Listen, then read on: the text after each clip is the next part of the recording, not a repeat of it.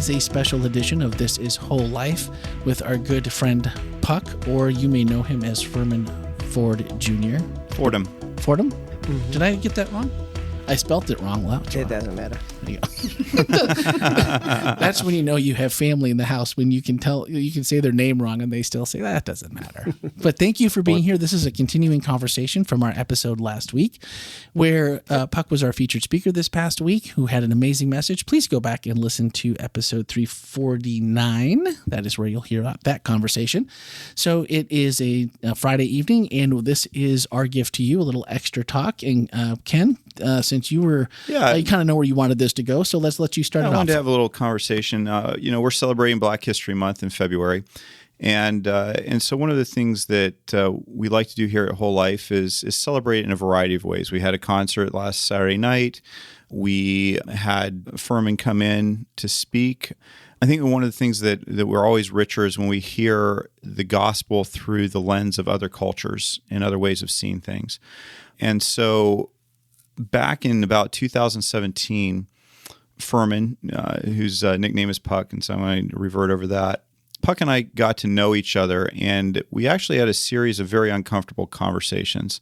I don't know how uncomfortable it was for you, Puck. It was at times pretty uncomfortable for me, if I'm going to be vulnerable and real, because it's a difficult thing to say things that you know may sound ignorant to someone else, or that you're worried is going to really offend the other person in that conversation. You don't want to offend, but you like have questions. You're not just sure how to. And so we were able to have some of those real conversations back and forth. I remember more than a few times where I'd never seen it that way. I never thought about that. And I remember a couple times you saying, well, Ken, I had never seen it through your eyes like that before. That's different.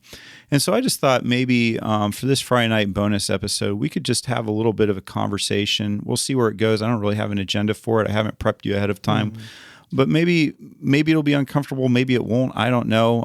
Melanie and Randy, feel free to join in as you feel comfortable or uncomfortable. And let me add a little bit, Ken. And yes, just to try to create a little context. We were in Nashville and created, we called it Imagine Nashville, but it was a pastoral fellowship of pastors from two different conferences, the state conference, the regional conference. So we had blacks, whites, some Latinos, et cetera. And traditionally, just for those of you who may not be super familiar with some of the terms we're throwing out there, regional conference within the Seventh-day Adventist Church usually comes in the context of a predominantly black African-American, but also could be Caribbean, but just tends to be in that context, whereas oftentimes the state conferences tend to be more Anglo, more Caucasian.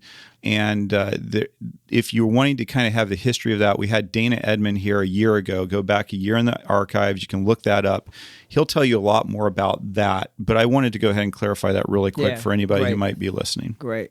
So we just kind of had this opportunity, and it was right around the time that Colin Kaepernick was kneeling. Correct. Yep. And it just made us realize, whoa, I come from a context that sees this way.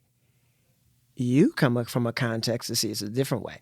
One of the things I remember you saying, Ken, and it was probably the first aha moment to me, I remember you telling me, and if I get some of this wrong, please clarify it, that your father or grandfather, when the TV would go off late at night, they would stop the broadcast. Yes, that actually was a thing, kids. There was a time where the TV actually would quit broadcasting. And have those color, the rainbow thing. Stupid static. They would play the national anthem. Yep. And it was either your father or grandfather who you said would stand up. Yeah.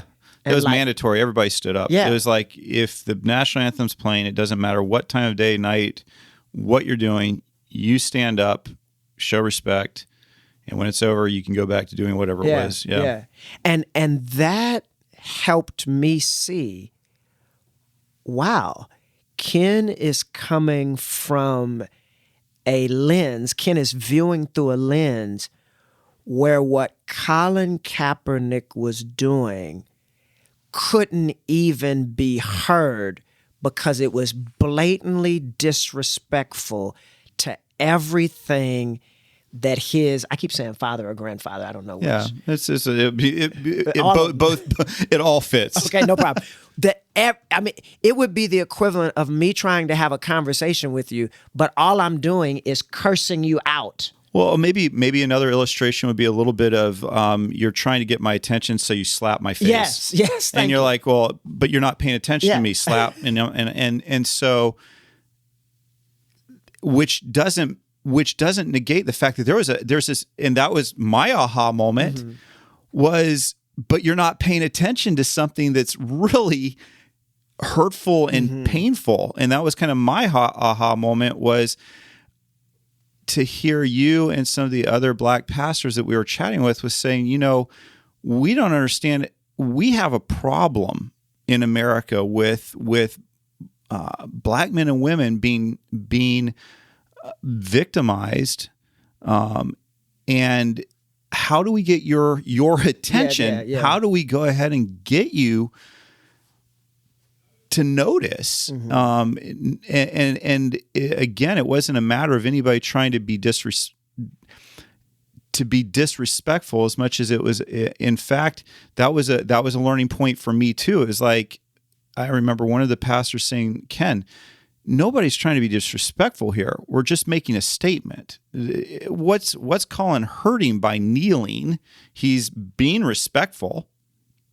He's just taking a knee quietly and doing that. And for my mind at that point in my life, I was like, but it's incredibly disrespectful to take a knee. You're not disrespecting just, it's men and women who have fought for the flag. It's all those things. And surely there must be some other better way to get this conversation going than doing that. And then one of the pastors said to me, then if it's not working, then why are we having this conversation right now? We weren't having that conversation until this happened. And now you're paying attention. And so, yeah, it was the beginning of several just really meaningful conversations. We talked about a lot of different perspectives on life.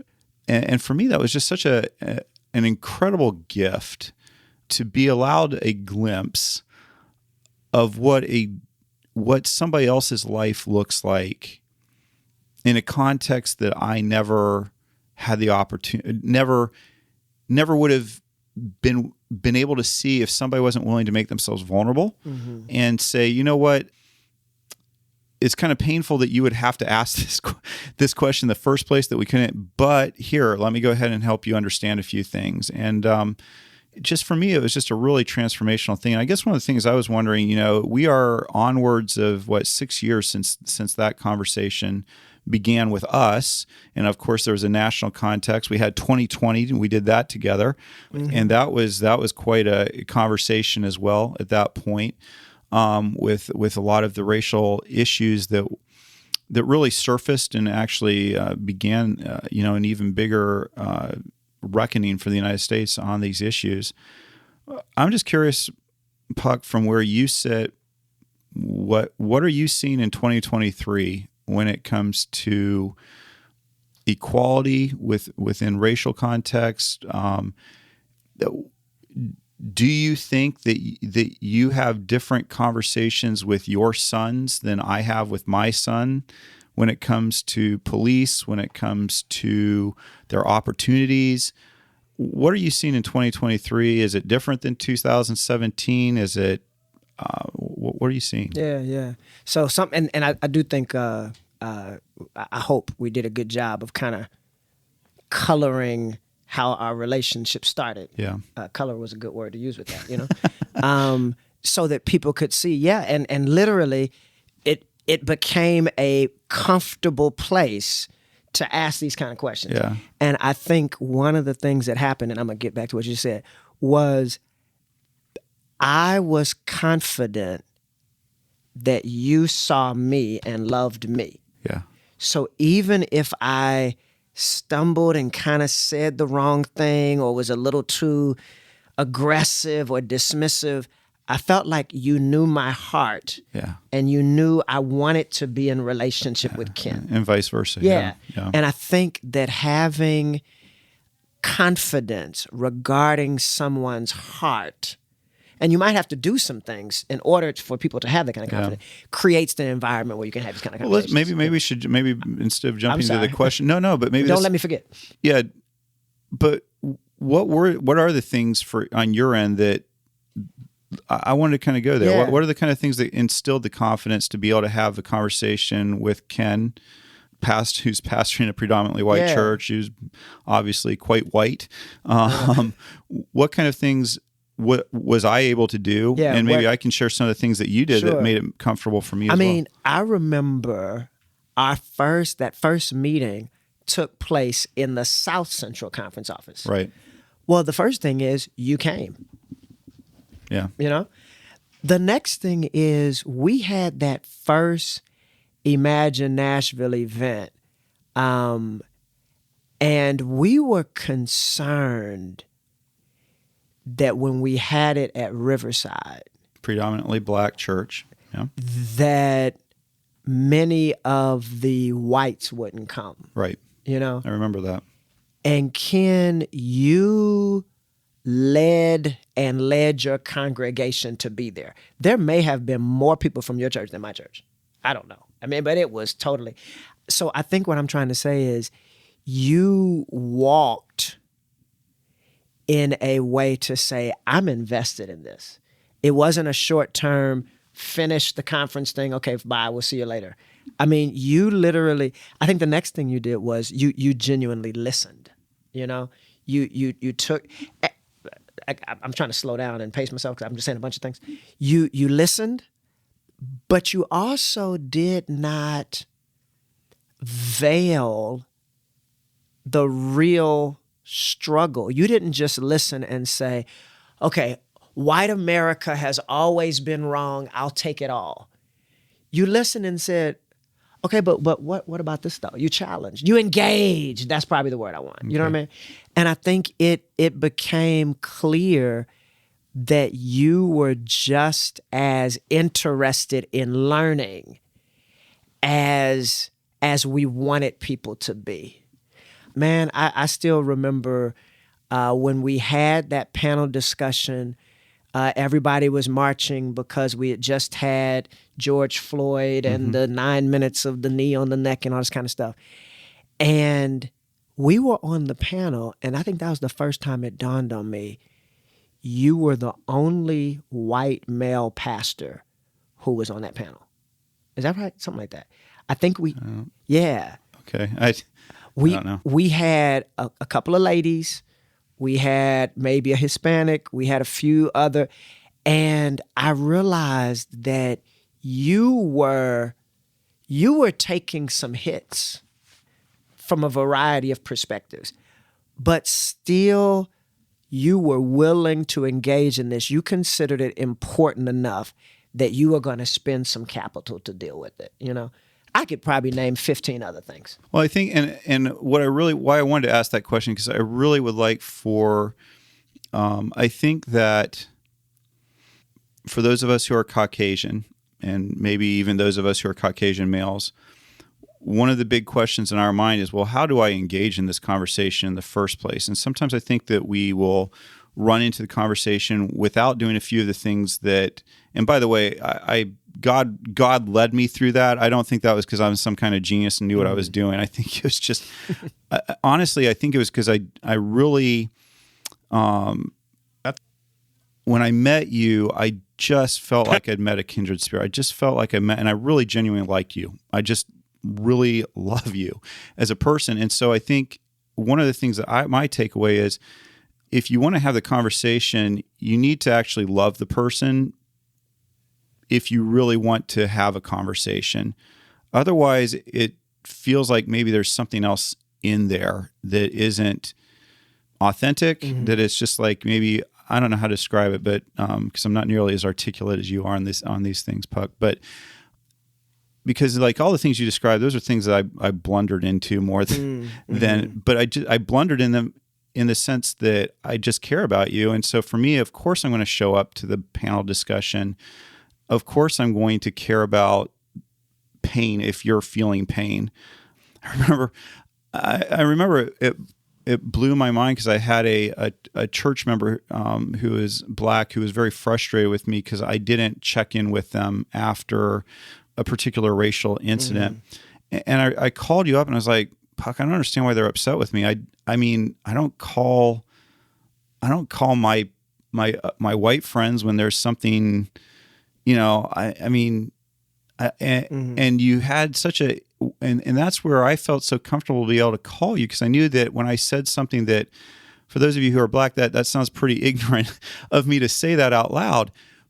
But for me, I was like, it's terrible, but are they related to you? They're not related to you, right? It's not, and you just did such a good job of saying, hey, Ken, look at it this way, understand this, explain. And it was like, oh, okay, I see that. Yeah. Okay. I can see why that's different than the way than the lens. It's a different lens than I've been looking at it through. But what you did to make me feel comfortable was that you acknowledged that I did genuinely care about you. And that if I said something that was ignorant or just flat out racist, that you had the candor to say, Ken, I don't know if you know how that sounds, but this is what I hear when you say that. You had the willingness to speak that way to me and to tell me that, but you also were willing to go ahead and explain to me things and help me see through a different lens than I'd seen through. And I think that's one of the really great things about our friendship is that it doesn't just revolve around you being Black and me being white. We're friends on a level we're pastors. We have a lot of commonality, but it's just a cool thing to also be able to talk about some topics that you're like, well, I don't understand this, and I'd like to understand it better. And so for me, what really made it easy to have these conversations with you is that I knew you cared about me. I knew you saw me for who I want to be, as opposed to who maybe I was, some of the notions I was raised with, and some of the ideas that were kind of put into me. And for me, I know this is like one of the desires I have for my children, for my church, for my congregation. I think that one of the difficulties of a whole life church is that we are a multicultural church. It's one of the beauties of it. I love it. I wouldn't trade it for anything. But one of the hard things about this is that it's very easy for us in a multicultural congregation to talk past each other. And we assume that we understand the words that each other are speaking when we don't. That I'll be saying something and you hear something completely different than what I'm trying to say. And you'll say something back that I'll hear completely different than what you were trying to say. And then if we're not really caring about each other, if it's just a surface friendship kind of thing, we're both offended, we walk away and are like, I'm just not going to hang around with that person anymore. I'm not going to. But if we really love somebody, if we really care about them, we go, man, that really kind of stung when you said that. That really hurt. Or, well, do you know what you just said? Did you hear what you said? And rather than being offended when somebody says, well, do you hear? I didn't say, I'm not a racist. Just say, oh, let me help me understand that. I don't think what I said was offensive, but help me understand that. But that's what concerns me about a multicultural, multiracial church, is that there's just so much room for not understanding each other as we go about doing things. Do you have any advice for whole life on that? Yeah, man. Front? I think you are describing the terrain so well. It's almost like I have this picture in my mind of the husband who just feels like, I just can't do anything right. I'm just always there's so many opportunities to fail. But the Bible does say love covers a multitude of sins. I think that when love is there, you are willing to confront. You're also willing to be confronted. You're willing to put in the time to, we have a conflict here. You know, when there's not love there, you're like, look, I ain't got time. They got such a thin skin. Why don't they move on? You know what I mean? But when love is there, I think we are willing, we count all of the potential problems worth the eventual destination. You know, I'm willing to have 2 hours of conversation that might be difficult with Ken because I'm going to be able to spend 2 months of just enjoying this guy. You know, it's worth it, you know? So yes, I do think a multicultural congregation has the challenge of people feeling disregarded, not listened to, and it's so easy to assume that everybody sees things through your eyes. You know, the dominant culture can easily think that, you know, it's funny because in Adventism, I'm the dominant side, male pastor. Mm-hmm. In America, I'm the minority power downside, black, you know? And I realize, and I'm just kind of, I'm probably off the subject now, but I realize how easy it is for me to unknowingly miss how a female pastor is being disrespected. It doesn't even dawn on me. Yeah. Okay? That made me realize, wow, that's how Ken feels. Ken doesn't, it's just, I mean, how, you know what I mean? How do they know? So I think that the minorities in WholeLife need to give the benefit of the doubt to the majority culture. They don't know, you know, they're not trying. And I don't even like the word ignorant. They're not aware, you know? And I think the dominant culture needs to consistently ask, hey, do you feel heard? Do you feel represented? And I think if we care about the whole, we'll put in that time. Yeah. Boy, I love that, Puck. That's really good. Mm-hmm. That's really good. So where are we in 2023? Yeah, when it you comes got a good to, memory, man. Come back to that. What's interesting, you know, and I don't know how attuned people are to these kind of things, but there was a young man, Tyree Nichols. Yeah, Memphis. Yeah. Okay, so people are aware. And what's crazy about it on the surface is that he is just brutally beaten by some police who are black. Yeah. So my culture is unfortunately kind of desensitized to that happening at the hands of white policemen. Yeah. It would kind of be like, oh yeah, no, I mean, I expect that, you know. But it was kind of weird watching that happen at the hands of some black policemen. And I read an article that really resonated with me. I believe, now I want to say a few things simultaneously, but I can only do a minute at a time. One thing that is frustrating is that, and I'm speaking in generalities as if I am the African American. One thing that's a little frustrating is if individuals from the dominant culture say, see, that's proof that it's not a white against so-and-so. Right. No, that ain't proof of nothing. You know what I mean? So that erases all of these. You know what I mean? No, yeah. This is a situation too. What I also think though is it highlights the fact that there can be deeply cultural things that black people imbibe because they are breathing the same air of the dominant white American culture. Mm-hmm. Please, somebody tell me you believe that those black Memphis policemen would have done that to a white man. Tell me that you believe that, because you don't. I don't think you do. You know what I mean? Forgive me if I'm being a little too harsh. I apologize. No, I Scale think me back. For me, I just don't think. Yeah. I mean, we'll talk about January 6th and whatever political persuasion somebody might have. the average African American person in America was like almost mockingly laughing at how individuals who were terrorizing the Capitol were being escorted down the steps by the police. And if that had been the Black Lives Rally matter, they would have been shot and taken to the morgue, you know? But back to the Tyree thing, I think it speaks to the fact that even blacks have been poisoned to look at their own as less than, you know?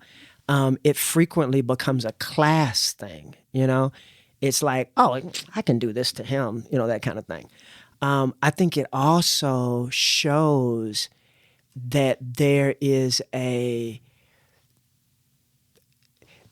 was a line in an NWA, this is going to date me, that's a 90s rap group, okay, where Ice Cube, okay, is saying, don't get, I don't remember the exact line, but this is the essence of what he's saying. Make sure you're not caught by the cop when the white cop is there, because the black cop will try to beat you to get in good with the white cop. You know what I mean? Mm-hmm. The point that I'm trying to make is that there's even this latent concern that sometimes black cops will try to buck up a little bit more so that they can show the white cops, yeah, I disrespect them too. You know what I mean? Those are just and maybe none of that's true, but those are just different ways that a black person can see that event.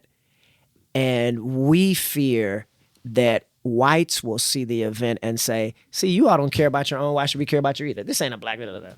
Or I suspect that you are concerned that, you know, that questions, well, what was Tyree doing though? Yeah. Oh, of course. Yeah. What was he doing? Mm-hmm. I mean, you know, and that was kind of one of the interesting conversations that we've had, as well as that, you know, we were talking about our different perspectives on the police. I've always viewed the police as, you know, somebody to turn to when you had a need. I've viewed the police as Randy's had a different experience apparently growing up than I did, but for me, no, the police have always been like, you know, the friendly, you know, police officer on Mr. Rogers' neighborhood or something like that, right? I was actually thinking Mr. Rogers before you said that, yeah.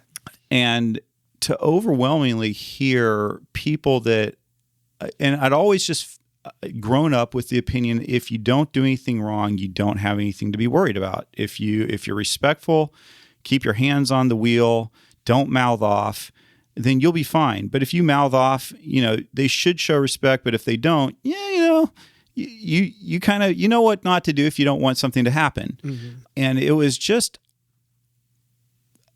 maybe brain exploding for me to sit in a circle of black men that I love and care about, that I know are outstanding human beings, and to hear every single one of them have a story about an encounter with the police that was completely negative, that was completely, even from my white lens of life, completely unjustified and completely unfair. And I remember my next door neighbor, we during the quarantine talking to him, and he was a black gentleman as well. And as I said, you know, I was explaining to him how my mind is being blown as I'm learning this. I mean, do you have like some stuff that happened to you? And this guy is a high up executive in an important organization that I won't name. And he laughed. He goes, yeah, Ken. Yeah, I do have that. I do. I said, well, and he went on to relate how he was in a bar with a white friend, and the white friend started being provocative and doing some things that the white friend should not have been doing. Mm-hmm. And the security came and dragged him off. Yeah. And his friend was like, hey, it was me. And they're like, no, get out. And it was like, wow. Yeah. And he had been trying to talk his friend down. Yeah. And to me, that was just, it was a shift in paradigm to hear your stories, to hear my neighbor's story, and to think, okay, you have a different conversation with your sons probably than I have with my son. My son's conversation is be respectful of the police, put your hands on the wheel. If you're ever pulled over, don't talk back. and everything's going to be okay. I suspect that might be a little bit of a different conversation than maybe you have with your sons. I don't know. Yeah. I just know that I've heard from some of my black friends that there is a different conversation that they have. But anyway, what I really wanted to bring out of this extra bonus episode is, if you feel uncomfortable hearing Puck and I talk about these things, good. You should. Because these conversations have to happen. And they're not going to happen perfectly. You may have heard me say something ignorant in this conversation or something. You're like, oh, I can't believe Ken would say that. Why would he say that? And I'm going to own it. If I did, come and talk to me about it and let's have a conversation. But also, let's go ahead and look at each other's hearts. And let's go ahead and have the conversation, because the only way to have a conversation is to accept the fact that somebody might say something ignorant. Somebody might say something hurtful. But if we can all come at it as, I'm going to love you at the end of this conversation. And even if you don't own that you said something ignorant or that you said something hurtful, I want to try to figure out how to love you through this and keep loving you so that we can keep having a conversation. I feel like that's what's got to happen. And particularly, I believe in a church that's multicultural, that has a lot of different people in it. We have Brazilians, Portuguese-speaking folks here. We have Russians, Ukrainians. We have African Americans. We have folks from the Caribbean. We have people from all over this. We have plenty of Caucasian. We have people who work blue collar jobs. We have people who are working white collar jobs. We have a lot of different people, and there's a lot of different ways to misunderstand each other.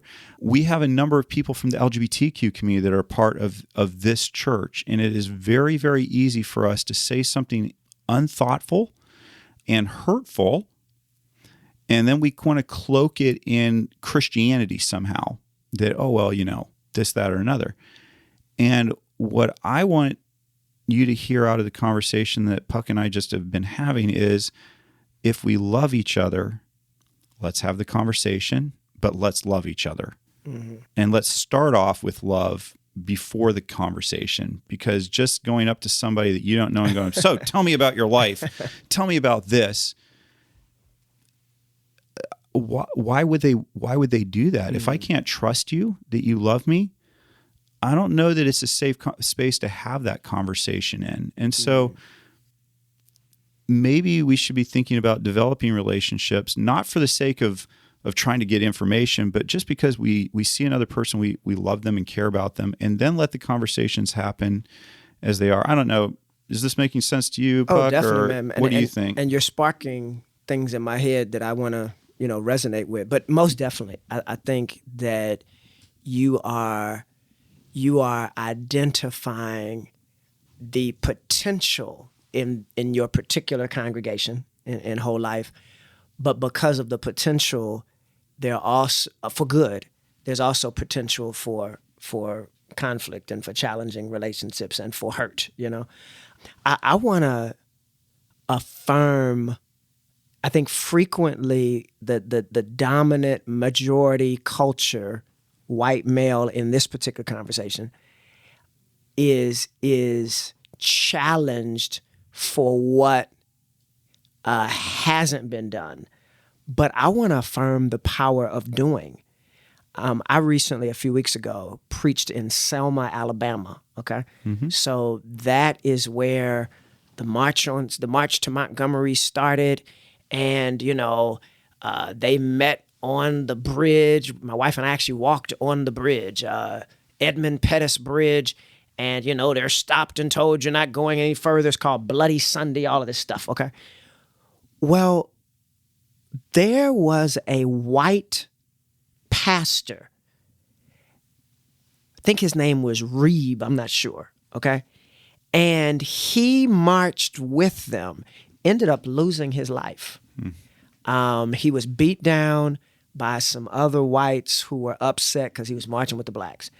But it was whites who used their power to come down from the north, join in that march, and say, we're going to get beside you because we see this as unjust. The civil rights movement would not have been successful if whites with power did not align themselves on the part of the oppressed. And one of the things personally that I appreciate about you, Ken, is I watched you. And hey, I'm not Martin Luther King and you're not James Reeb. I recognize we weren't doing these major things. But in our own little spheres, being able in a conversation around a dinner table to use your power to say, hey, I'm not sure we listened to so-and-so. So-and-so, do you want to speak to that? Using our power to empower the disenfranchised. And I think you mentioned earlier, probably in the previous episode, that we tend to benefit when we hear the gospel from different perspectives. Yeah. Well, because my experience in America is one of being oppressed, I gravitate to the fact that Jesus was always on the side of the oppressed. Jesus identified, used his power to, empower the woman who gave her little widow's mite, used his power to empower Mary with her alabaster box in front of Simon. And I want to encourage whites. I want to encourage those, whatever. It could be class, it could be money, so-and-so. Whoever has power at WholeLife, decide that you're going to use that influence and power. It could be you have power because you've been here the longest. Use that to give a voice to the person who just got here. Use your power for the powerless. What a good place to wrap that up. I like it. All right. Sounds good. I like it a lot. Puck, thank you so much. Oh, man. Just appreciate you coming down to Orlando and spending time with us. And man, I miss having these conversations face to face. So I'm glad that there's phones, but it's not the same as having you here. So thank you so much. Appreciate your friendship. And Randy, back to you. I was just going to tell everyone that I will have the links for Dana Edmonds' message from last year. So if you swipe up in the show notes for this episode, you will find both the message and a link to his podcast, which we did in a forum in the church, which audio wasn't exceptionally great on that. But if you do, it's a little bit of audio attrition. So my apologies to start with. That didn't come off quite as well as I'd hoped, but it was telling. We had people asking questions and he was answering. And so it was much like today. There were, there were difficult questions lobbied that day as well. And so I appreciate the fact that we've never shied away from those conversations here, at least since I've been here, 6 or 7 years. And so, I like what you said to finish up. Whoever has the power, let's be leveraging that, whatever it is. And if you don't think you have power, you do. You just maybe haven't realized what it is. Let's leverage whatever we can in love for those who don't have the same power as we do or who don't have the voice. And so, and being an advocate is tough work, but that's where the love comes in. If you love someone, you'll advocate for them.